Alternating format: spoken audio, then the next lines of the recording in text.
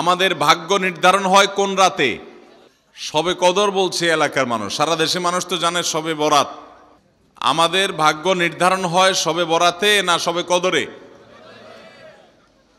মাশাআল্লাহ, এলাকা মানুষটা সঠিকটা জানেন, বোঝা গেল। শবে বরাতে যত মানুষ মসজিদে আসে আমাদের দেশে, সারা বছরের অন্য কোনো রাত দিন অন্য কোনো সময় এত মানুষ মসজিদে আসে, কারণ কি? শবে বরাতে মানুষ মসজিদে বেশি আসে কেন? সারা দেশের মানুষ তো জানে ভাগ্য নির্ধারণ হয় শবে বরাতে। ভাইরা আমার, কোরআনে হাকিমে সূরা দুখানের 3 এবং 4 নম্বর আয়াত যদি আপনি দেখেন, আল্লাহ রাব্বুল আলামিন ইরশাদ করেছেন, ইন্না আনজালনাহু ফি লাইলাতিন মুবারাকাহ ইন্না কুন্না মুনজিলিন ফিহা ইউফরাকু কুল্লু আমরিন হাকিম। আল্লাহ বলেছেন, আমি নিশ্চয় কোরআনকে নাজিল করেছি, অবতীর্ণ করেছি একটি বরকতময় রাতে। কোন রাতে বরকত নাজিল করেছেন আল্লাহ তাআলা? বরকতময় রাতে কোরআন নাজিল করেছেন আল্লাহ বলেছেন। আর এই বরকতময় রাতটা কোন রাত যে রাতে কোরআন নাজিল হয়েছিল? শবে কদর। কোনো সন্দেহ আছে? কারণ কোরআনের আরেক আয়াত বলছে, ইন্না আনজালনাহু ফি লাইলাতিল কদর, আমি কোরআনকে নাজিল করেছি যে রাতে, সেটা হলো লাইলাতুল কদরে।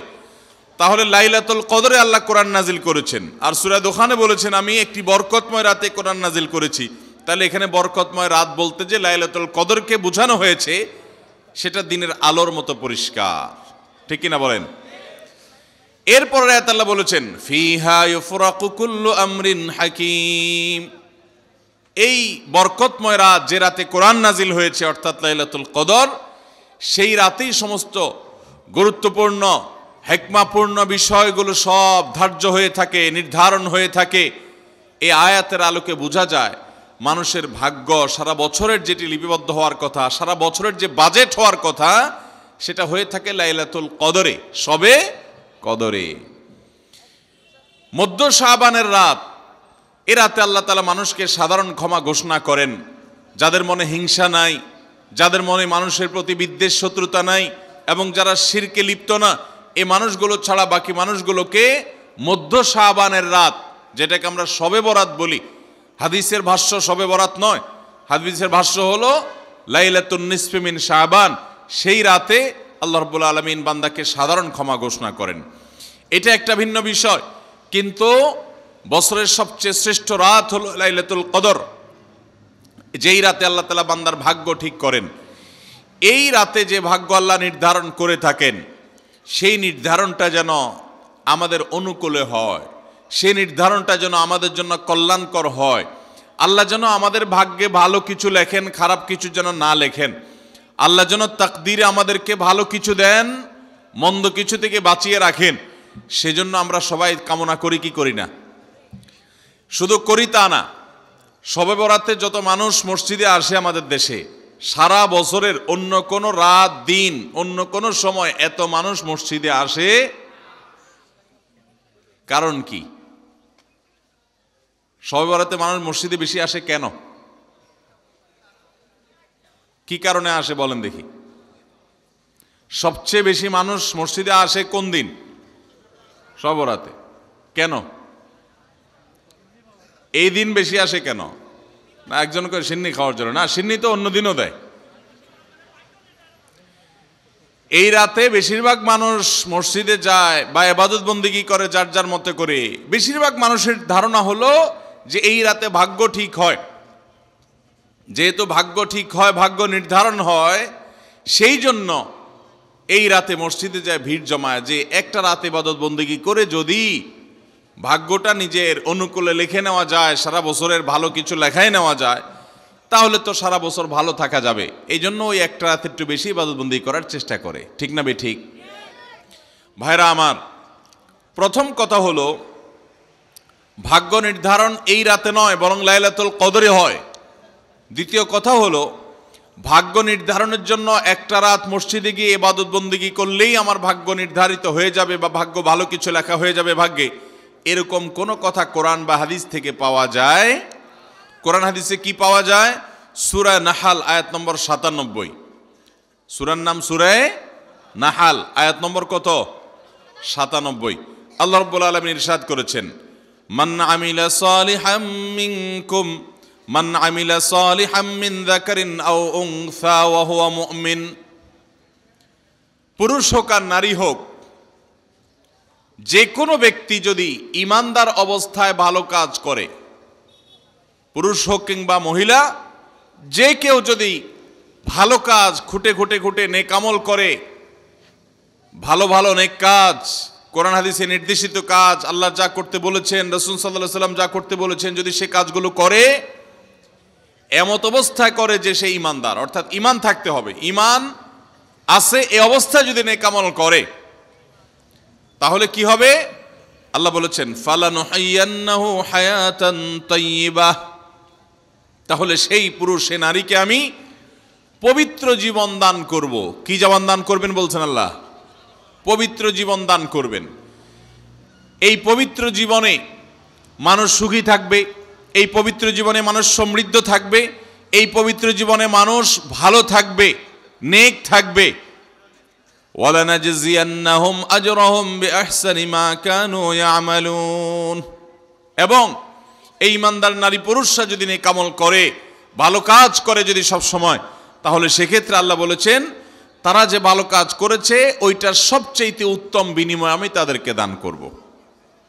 তাহলে এই আয়াত থেকে প্রমাণ হয়, যদি কেউ ঈমান আনার পর নেকামল করতে থাকে, নেকামল করতে থাকে, একদিনের নেকামল নয়, এক রাতের নেকামল নয়, সারা বছর জুড়ে সারা জীবন ধরে ভালো কাজ করার চেষ্টা যদি কেউ করে, আল্লাহ তাআলা তাকে পবিত্র জীবন দিবেন, সৌভাগ্যবান মানুষের জীবন দিবেন, সুখী মানুষের জীবন দিবেন। এখান থেকে বোঝা যায় কি ভাগ্য নির্ধারণের জন্য এক রাত আমল করতে হবে নাকি সারা বছর? সূরা আরাফ আয়াত নম্বর 96। সূরা আরাফ আয়াত নম্বর কত? 96। আল্লাহ বলেছেন ওয়ালাউ আন্না আহলাল কুরা আমানু ওয়াত্তাকাউ, যদি কোন জনপদের লোকেরা ঈমান আনে আর তাকওয়া অবলম্বন করে। তাকওয়া কি?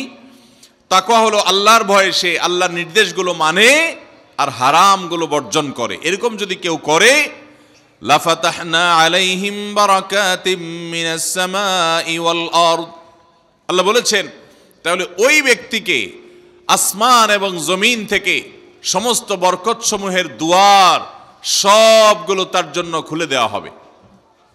তাহলে বোঝা গেল মানুষের জীবনে বরকত নাজিল হবে, মানুষ সুখে থাকবে, ভালো কিছু তার তাকদিরে লেখা হবে। তখন যখন বান্দা নেকামল করে, যখন বান্দা গুনাহ থেকে বাঁচে, তাকওয়া অবলম্বন করে, তখন তার ওই এক রাত্রে গিয়ে আলাদা কিছু দোয়া বা বিশেষ পদ্ধতির কোনো জিকির আজকার এটার প্রয়োজন হয় না, বরং সে সারা বছর জুড়ে আল্লাহ তাআলা তার নসিবে ভালো কিছু লেখেন যদি সে বছর জুড়ে সারা জীবন ধরে নেকামল করে গুনাহ থেকে বাঁচে। ভাইরা আমার, আপনাকে আল্লাহ তাআলা কোনো কলকারখানার মালিক বানিয়েছে, কোনো মিল ইন্ডাস্ট্রি আছে আপনার।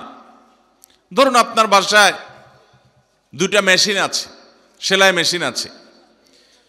আপনার যেই মেশিনটা ভালো, এটা দিয়ে আপনার কাজ হয়, প্রোডাকশন হয়, ওই মেশিনটাকে তেল মোবিল আপনি ঠিক মতো দিবেন কি দিবেন না? যেহেতু ওইটা সার্ভিস দেয় আপনাকে, ওখান থেকে আপনার প্রোডাকশন হয়, ভালো কিছু অর্জিত হয়, সেজন্য আপনি অটোমেটিকলি সেটার জন্য বিদ্যুৎ সাপ্লাই দিবেন, গ্যাস লাগলে গ্যাসের সাপ্লাই যে মেশিনের জন্য দরকার সেটা দিবেন, তেল মোবিল যা যা দেওয়া দরকার সেটা দিবেন, নষ্ট হলে সাথে সাথে ওটা ঠিক করাবেন, যা যা দরকার সব ব্যবস্থা আপনি করবেন। কারণ মেশিনটা আপনার প্রোডাক্টিভ, মেশিনটা আপনার প্রোডাকশন দিচ্ছে, এখান থেকে ভালো কিছু পাওয়া যাচ্ছে, সেজন্য আপনি এটা দিবেন। আরেকটা মেশিন যদি হয় যে মেশিন থেকে আপনার কোনো সার্ভিস আপনি পান না, প্রোডাকশন দেয় না, মেশিনটা নষ্ট হয়ে অকেজো হয়ে পড়ে আছে, তাহলে ওই মেশিনে কি আপনি বিদ্যুৎ সাপ্লাই দিবেন? ওখানে কি আপনি অন্য যা দরকার আছে তেল মোবিল নিয়মিত দেওয়া, এগুলো কি আপনি করবেন? করবেন না। হ্যাঁ, ওইটার জন্য মাসে মাসে কিস্তি যদি দেওয়ার দরকার হয়, আগে থেকে কেনা থাকে, তাহলে আপনি কিস্তি পরিশোধ করবেন। অন্য কিছু আগে থেকে করা দরকার আছে সেটা আপনি করবেন। আল্লাহ রাব্বুল আলামিন ঠিক একইভাবে তার যে বান্দারা তার অনুগত থাকে, তাকওয়া অবলম্বন করে, হারাম থেকে বাঁচে, গুনাহ থেকে বাঁচে, ফরজ কাজগুলো করে, আল্লাহ তাআলা তার সেই বান্দাদের জন্য ভালো কিছু তাদের তাকদীরে লিপিবদ্ধ করেন, তাদের জন্য নসিবে ভালো কিছু রাখেন, তাদেরকে সুখের জীবন দান করেন, সৌভাগ্য দান করেন, আল্লাহ তাআলা প্রকৃত প্রশান্তি মনের সেটা দান করেন আল্লাহর ইমানদার এবং নেককার বান্দাদেরকে, আমলে সালেহ কর্মওয়ালা বান্দাদেরকে, মুত্তাকি পরহেজগার বান্দাদেরকে। আর যারা আল্লাহর এই আনুগত্য করে না, যারা আল্লাহ রাব্বুল আলামিনের প্রতি ঈমান আনে না, যারা নেক আমল করে না, যারা তাকওয়া অবলম্বন করে না, এই মানুষগুলো তাদেরকে আল্লাহ তাআলা ওই দুনিয়াতে বেঁচে থাকার জন্য, দুনিয়া সিজনুল মুমিন ওয়া জান্নাতুল কাফির হাদিসে আসছে, দুনিয়া হলো ইমানদারের জন্য জেলখানা আর কাফিরের জন্য, ইমানদারের জন্য হলো জেলখানা আর কাফিরের জন্য জান্নাতের মতো যা খুশি করতে পারে। আল্লাহ তাআলা তাকে কিছু রিজিক দিয়ে বাঁচায় রাখেন, কিন্তু এই রিজিকের কোনো মূল্য আল্লাহর কাছে নাই। নবী করিম সাল্লাল্লাহু আলাইহি সাল্লাম বলেছেন, যদি দুনিয়া এবং দুনিয়ার মধ্যে যা কিছু আছে এগুলো যদি মাছির ডানার মতো মূল্য রাখতো, তো আল্লাহ তাআলা দুনিয়াতে আল্লাহর প্রতি অবিশ্বাসী কাউকে এক ঢোক পানিও পান করতে দিতেন না। এখান থেকে বোঝা গেল এই দুনিয়ার যত কিছু আমরা ভোগ করি এগুলো আল্লাহ রাব্বুল আলামিনের কাছে এগুলো 2 পয়সার কোনো দাম নাই।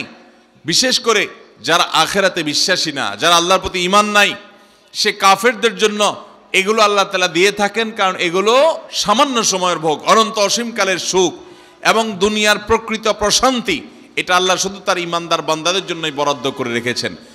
তো এই আয়াত থেকে, হাদিস থেকে বোঝা যায় যে ঈমানদাররা যখন নেক আমল করবে তাদের জন্য আল্লাহ তাআলা নসিবে ভালো কিছু দিবেন, তাদের জন্য আল্লাহ তাআলা তাদের ভাগ্যে ভালো কিছু দিবেন, তাদের ভাগ্য সুপ্রসন্ন হবে।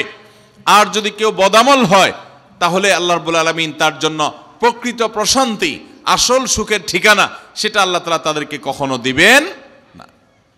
মুহতারাম হাজরিন, অতএব আমরা যদি চাই আমাদের ভাগ্যে ভালো কিছু লেখা হোক, তাহলে প্রথম কাজ করতে হবে, আমাদেরকে নেক আমল করতে হবে। ঈমান আনার পর কি করতে হবে? নেক আমল করতে হবে। আল্লাহ আমাদের সবাইকে সে তৌফিক দান করুন।